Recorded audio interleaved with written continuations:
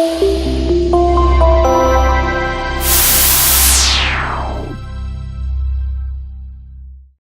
everybody, John Costigan here, and I got a quick little tip for you called the humble email. And it's an email that you're going to send out when you have a customer or a prospect who is either delaying or pushing things out, and you feel like you are probably pushing too hard.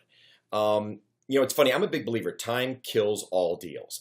And even on a CD I did years ago, which is funny. This is like the second or third take because I started coughing and then my phone rang, and so. But all of a sudden I'm looking at the screen. I'm like, oh yeah, there's the darn thing right. I'm like, oh, there it is, right there. So it's funny. There's a track on one of those 5 discs that says yes is a great answer, no is a good answer, but maybe stinks.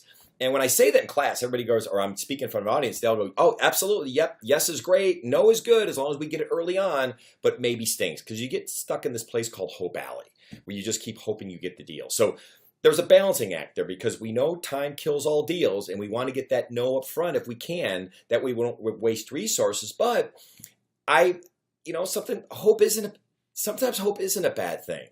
And I don't mean like, what was one of the best movies ever? And I know sometimes when I do these and we talk about, I'm such a movie guy, and the Shawshank Redemption, with Morgan Freeman and Tim Robbins, right? And right towards the end, what a great line where he goes, where Tim Robbins is speaking to Morgan Freeman, and his name is Red, and he goes, Red, hope's a good thing, maybe the best of things.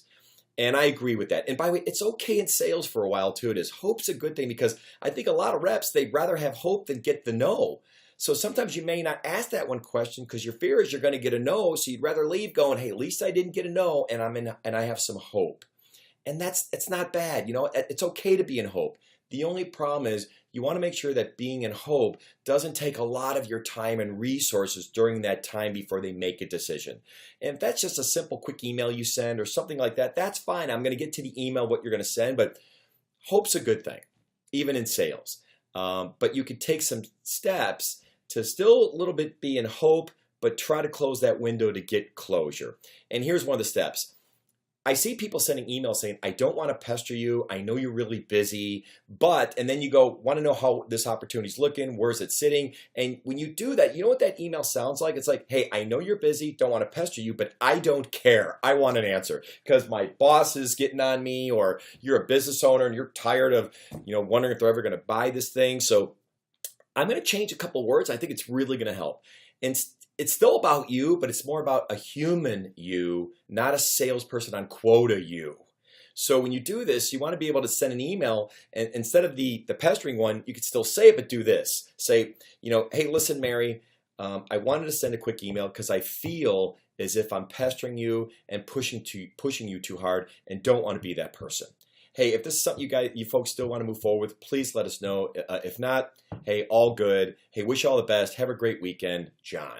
And what's really wonderful about that is that when you do that, you're appealing to the human element. And that email does work. It really does. Now, again, granted, if they've stalled, that means you've already worked with them, you've had a conversation, you've built a connection, you've gotten some rapport, so you've earned the right to send that email.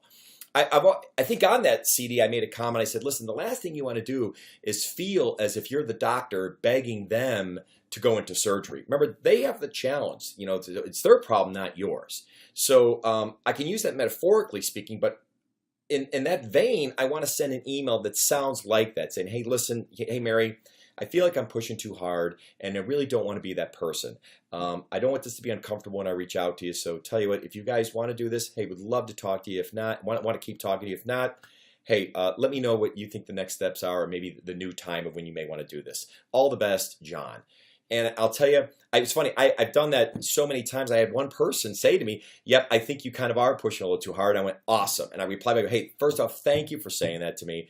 I don't want to be that person. You let me know what the next step is. And he goes, tell you what, John, we've moved this out, but we definitely are still interested. Here's our next steps. So, and then the other great emails when they come back to you and you go, oh, no, you're not pushing too hard. I really have been busy, but how about this? Let's do this. So this technique, once they do come back to you, you definitely want to go, okay, great. What are those clear next steps? So when you want to talk next, you want to grab your calendar. Let's look at the next time to talk. So anyway, to put a bow around this, that's called the humble email. And I guess since I've grown a lot since I did those darn things, if you look how young that guy looks up on that wall there, but I think in sales, hope is a good thing. It really is, for a while, as long as it doesn't cost you a lot of time and money. Simple emails just to kind of stay in the game. If they're going to delay, that's okay. Just make sure you get clear next steps to make sure you can still have an opportunity to win the deal.